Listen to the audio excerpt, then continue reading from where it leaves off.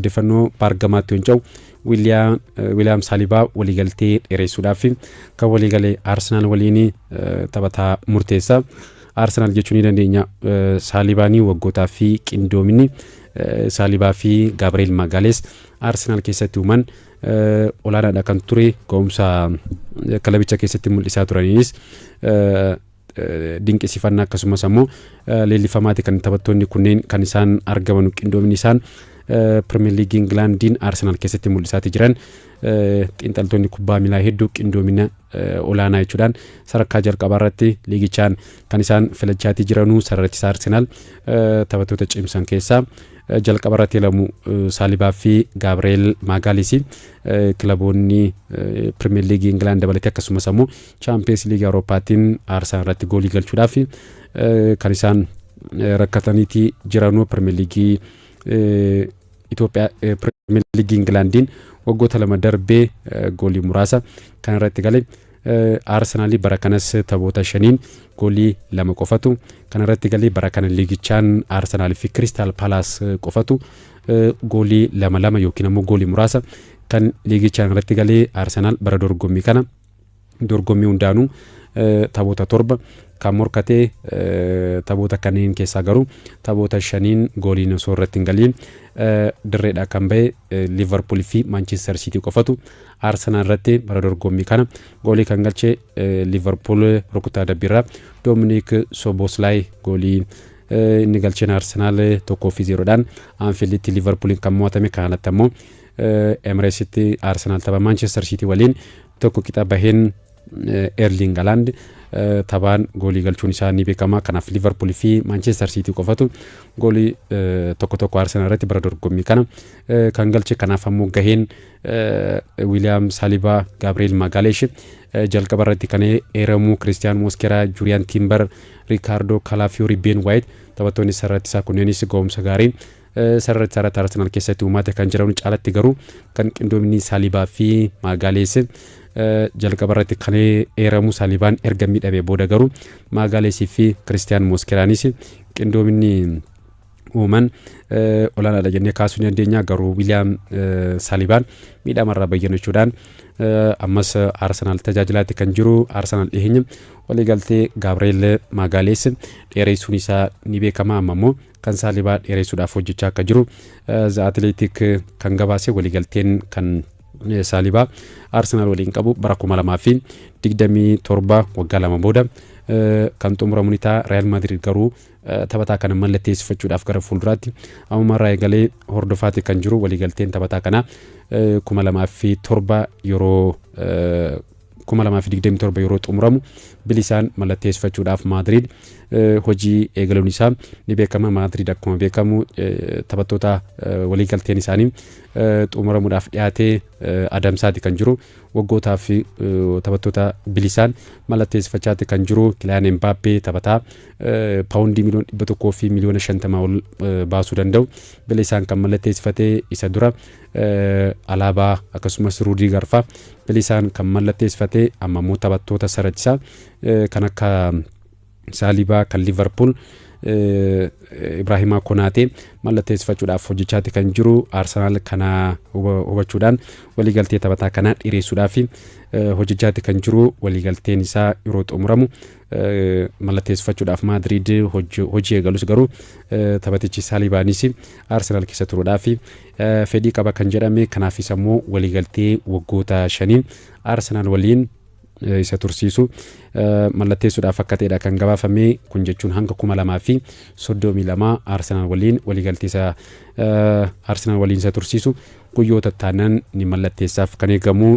osoo jennu taphataan kun goolii Arsenal kan gallittisuu qofa osoo hin taane rukuttaa rogaa irratti Arsenal yeroo argatu Saliba akkasumas immoo Magalhaes goolii galchaati kan jiranu Magalhaes goolii yeroo galchu Salibaan immoo taphattoonni garee faallaa keessattuu goolii eegdonni goolii kubbaa rukuttaa rogaa harkaan akka deebisnee goolii eegdota dhorkuudhaan taphataa beekamuudha. Taphattoonni goolii eegdonni kubbaa gara rukutaa rogaarra dhufe harkaan akka ofirraan fageessinee fi taphattootatti danqaatti ta'uudhaan yookiin ammoo daandiitti cufuudhaan Arsenaal rukutaa rogaarraa goolii akka galchu taphattoota gargaaraa jiran keessas tokko. Kan ammoo torbee jalqabaatiin Arsenaal goolii 1-0dhaan Manchester United yeroo injifatu Altay Bayindir kubbaa rukutaa rogaa Arsenaal irratti galchee sana harkaan akka hin baasne Saalibaan taphataa kana daandii yookiin immoo akka kubbaa kana harkaan hin rukunne dhorkuun isaa ni beekama. Kanaaf gama hundaanuu taphattoota Arsenaal keessatti ga'umsa gaarii mul'isaa jiran keessaa isa tokko. Maadriidiin barbaadamus garuu waliigaltee waggoota 5 dabalataan Arsenaal waliin isa tursiisu mallatteessuuf akka ta'e The Athletic kan gabaase kun leenjisaa kilabichaa Mikel Arteta akkasumas hooggansa kilabichaa dabalatee deeggartoota Arsenaalii fi oduu baay'isa jennee kaasuu kan dandeenyudha. Odeeffannoo biraattiin ammoo Baayern Munich Michael Olise fi waliigaltee haaraa dhiyeessuudhaaf akka ta'e transfer market odeeffannoon waaree booda qabatee bahe ni addeessaa. Oliseen erga Crystal Palace irraa Baayern Munichiif mallatteessee booda itti ofiinsaan Baayern Munichiif goolii galchuu akkasumas ammoo kubbaa goolii galan hiriyoota garee isaatii fi mijeessee kennaatti kan jiru. Bara kana taphoota 4 goolii 3 galchuudhaan tokko kan mijeessee bara darbee goolii 27 irratti kan hirmaate Michael Oliseen goolii 12 galchuudhaan akkasumas ammoo goolii kubbaa goolii galan 15 kan mijeessee Michael Oliseen. Sababa kanaan Liverpooliin barbaadamaatti kan jiru Michael Oliseen bara dhufu Liverpool bakka Mohamed Salah buufachuu barbaada kan jedhame. Mohamed Salah umurii isaas deemaa waan jiruu fi ammuggamanumaan hooggantoonni Liverpool taphataa kana bakka buusuudhaaf hojjechaa akka jiran kan gabaafame. Kanaaf ammoo taphataa Bayern Munich Michael Olise akka ta'e transfer market kan gabaase. Kanumarraa ka'uudhaan Bayern Munich garuu taphataa kana tursiisuudhaaf waliigaltee haaraa taphataa kanaaf dhiyeessuudhaaf akka ta'e kan gabaafame. Odeeffannoo biraattiin ammoo Rio Nigomoha taphataa dargaggeessa Liverpool ga'umsa baay'isa mul'isaa jirudha. Jijjiiramee seenuudhaan Liverpoolii fi goolii injifannoo taphataa galchaa jirudha. Liverpool waliigaltee professional kontiraataa kan taphataa kana hanga 2028 kan mallatteessise Liverpool Rio Nigomoha umurii isaa 17 fi guyyoota 18 guunne kan ture. Amma garuu umurii isaa 18 waan guuteef waliigaltee kan professional kubbaa miilaa Liverpooliif kan mallatteesse. Kubbaa miilaatiin Premier League Englandiin taphattoonni umurii 18 yoo guutuu baatan waliigaltee kontiraataa mallatteessuu hin danda'anu. Sababa kanaaf Rio Nigomohaan umurii isaa 18 hanga guututti waliigaltee mallatteessuudhaaf eegaatti kan ture. Amma garuu umurii isaa 18 waan guuteef waliigaltee Liverpool waliin hanga 2028 isa tursiisu kan inni mallatteessee. Taphataan kun Premier League Englandiin Liverpooliif goolii injifannoo galchuun isaa ni beekama. Liverpool St James Parkitti goolii 2 qixa kan ture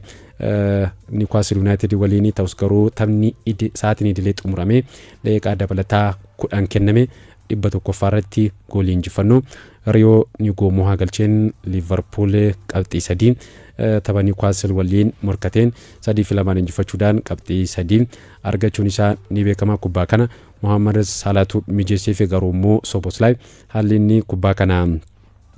taphataa kana bira gahu taasisee taphataa cimaa ta'uusaa kan itti mirkaneessedha. Dominic Szoboszlai ofii rukuchuu dhiisee garuu isaaf dabarsee kubbaa kana isa bira akka geessuu fi kubbaa kana sontuqiin kan dabarsee Rio Nigomohanis ga'umsa baay'isa fayyadamuudhaan kubbaa kana galchuudhaan Liverpool injifannoodhaan akka itti dhufu taphataa gargaaree. Taphataa kun akaadaamii Chelsea keessatti kana dura achi keessatti kan dabarsee ta'us garuu Chelsean taphataa kana tursiifachuu hin dandeenye. Bara dorgommii darbe Liverpool Chelsea irraa taphataa kana garichatti kan makame umurii isaa 18 guutuu baatus garuu